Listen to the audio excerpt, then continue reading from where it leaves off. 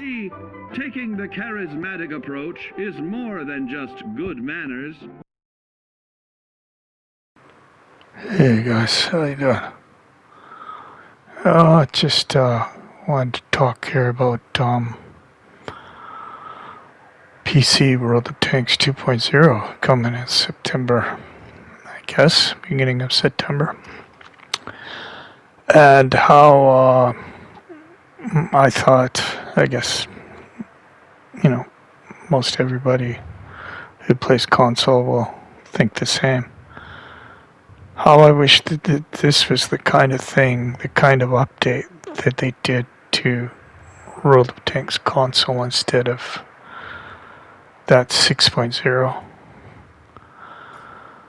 How many of you know guys who left the game? I just stopped playing after 6.0. Most of the guys who were in my clan back in the old days quit after 6.0. Just, that was it. Final straw. There's only one guy I know. It was the final straw. There was guys who were already sick and tired of artillery. I was thinking of quitting many times this game because of artillery. And so for a lot of guys that I know, and friends of mine in the clan, and we used to platoon together all the time, they stopped playing. Only one guy continued playing and switched over to Cold War. One guy, one of my buddies, who was part of the clan, and we used to platoon together all the time. That's it. And it's since he's stopped, I guess he's just stopped playing a long time ago, actually. But he's the only guy that I know of who stopped playing World War II and went to play, dive headlong into Cold War and start progressing along the tech tree path there. But to me, it was just the dumbest possible move that Wargaming ever did in this game. And Wargames made a multitude of dumb moves, as I've gone over many times in my videos. But 6.0 was the biggest. It split the community. Not only did it split, it just, I would say, cut in half. It more than cut in half, by far more. Almost every single guy in my clan of guys, and it was healthy. There was a healthy group of guys who used to play almost every day. And we used to platoon together a lot. And they stopped playing the game. So this, I think, I'm going to call this video what, World of Tanks 2.0 for PC is what Wargaming console should have done for World of Tanks. Like World of Tanks console should have done.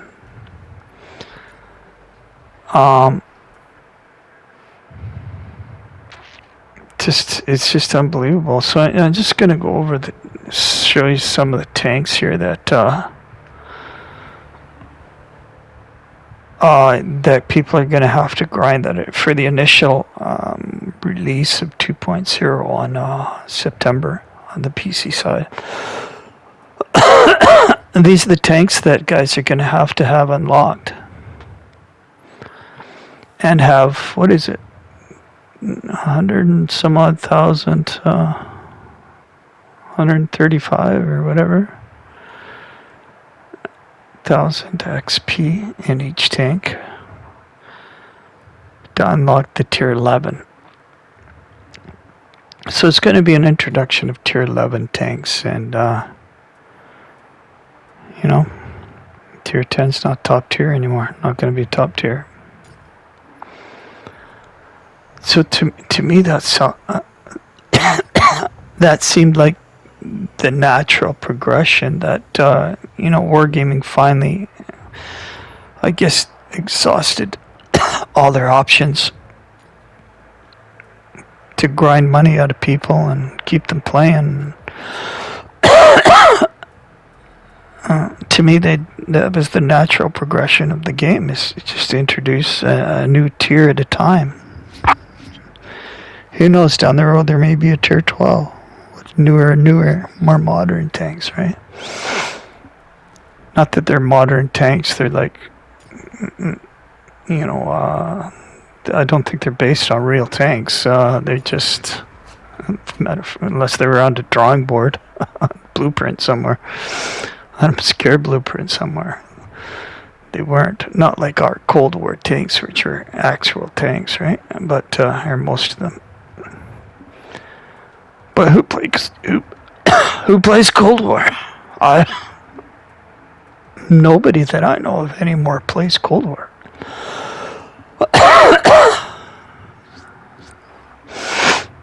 So why couldn't they have done something like that for this game? I think tanks are going to cost 7.4 million. You guys can look it up for yourselves. Everybody's talking about the new update coming. And one of the interesting, besides the tanks, so I'm putting them on a favorites list to, hope against hope. Wargaming eventually does the same thing here. That they wake up and realize this game is failing badly. They got to do something. If they're even interested in saving it, I don't know. But I thought I'd put the tanks in the favorites list and start, grinding them to earn the XP necessary for the next tier. If there is such a thing in the future ever in this game. This tank right here, of course, we got the premium one in one of the seasons, but I guess it was about a year ago now that Wargaming introduced, off of the Churchill 7 was the beginning of the double-barreled British heavy tank line that leads to the can opener, right? The FV 230, which of course we don't have, but so guys have to grind the can opener and get the amount of XP necessary for the next tank, and the tier 11 tank. I'm not sure what it's called, but also with 2.0, there's going to be a single player story mission that will lead to a tier 11. I don't know if it's going to be like a premium tank or what it is, but it's called the Black Rock. Not Larry Fink's Black Rock. Just Black Rock, 2 words.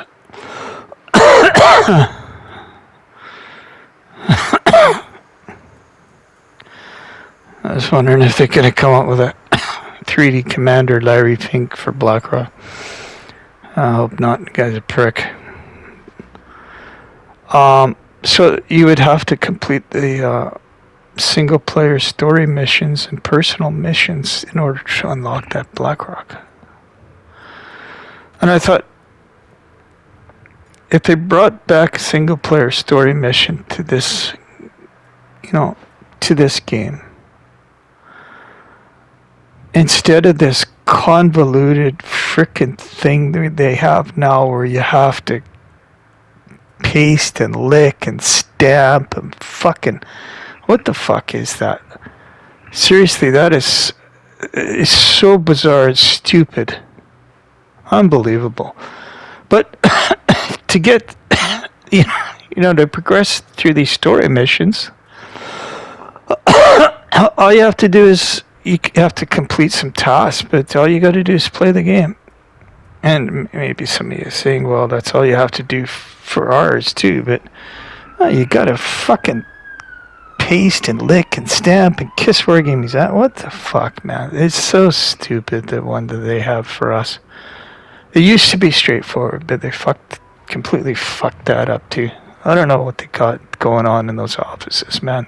But they, what they have for lunch there, but and so there's personal missions that you accumulate towards your progression towards the Black Rock just by playing. Simple, the way it used to be in ours back in the old days. You didn't have to, you got to go over to this section here and lick and paste and, and 2.0 is already going to bring random events to maps too, and I thought that was pretty interesting because they're kind of complaining on these random events are going to happen in the map that seemed to me, the way they showed them, like they're going to make for just some more close quarter battles.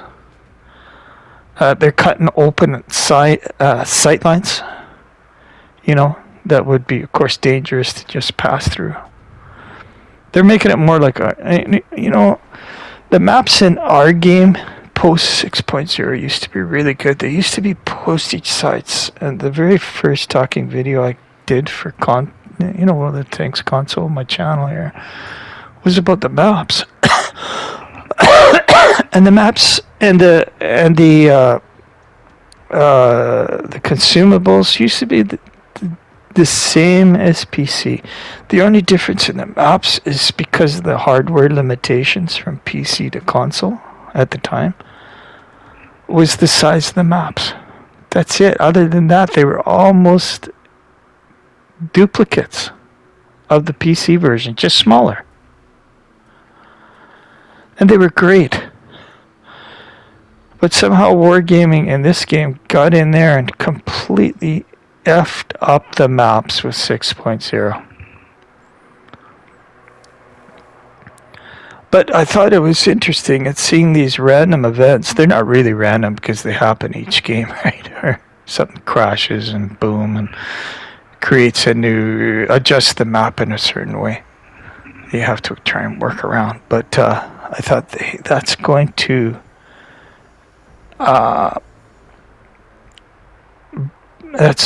result in more close quarters battles at a certain point in the match where those random events take place.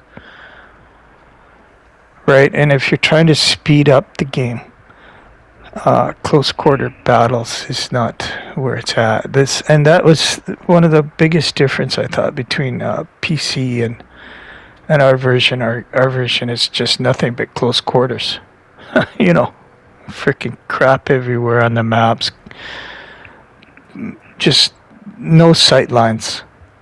So everything's a close quarter, and all it is relative positioning and the amount of firepower that your team is able to draw onto that one area, tight area, and whoever's able to draw the most power there, of course, is going to win that and control that area and be able to progress from there.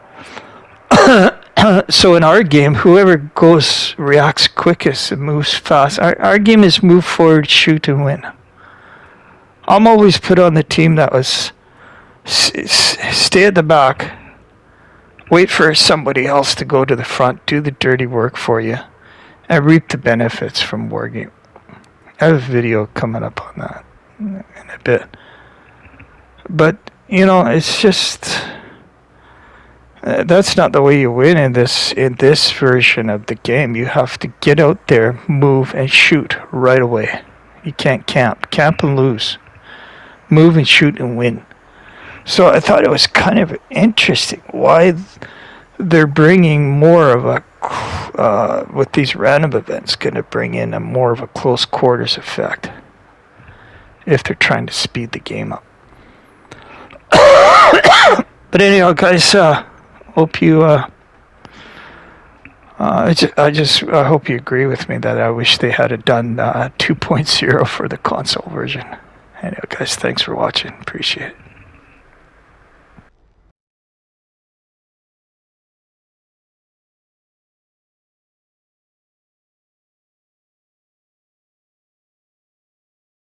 Do you know what makes you special?